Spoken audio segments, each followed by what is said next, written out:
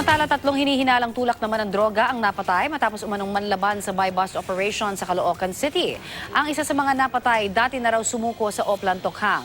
May report si Luisito Santos ng Super Radio DZBB. Luisito? Yes, patay ang 3 lalaki matapos umanong manlaban sa isinagawang buy-bust operation sa Barangay 141 sa lungsod ng Caloocan kaninang madaling araw. Kinilala ang mga napatay na sina alias Putol na sinasabing target ng operasyon, isang Rodel de la Cruz alias Pipoy at isang hindi pa nakikilalang lalaki. Ayon sa Caloocan City Police, pag-aalas 3 kaninang madaling araw nang mangyari ang enkwentro sa bahay ni alias Pipoy sa number 107 sa Pote Road.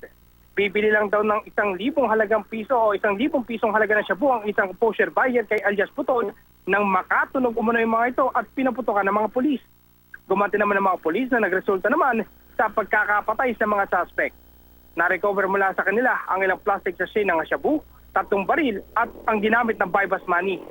Kwento naman ng kaibigan ni alias Pipoy, kilala mo na itong gumagamit at nagtutulak ng iligal na droga at sumuko na sa Oplan Tokhang pero nagpapatuloy pa rin sa iligal na gawain. Ngayon ay inaalam pa rin ang pagkakakilanlan ng isa pa sa mga napatay na suspect. Balik sa inyo, sir. Maraming salamat, Luisito Santos ng Super Radio DZBB.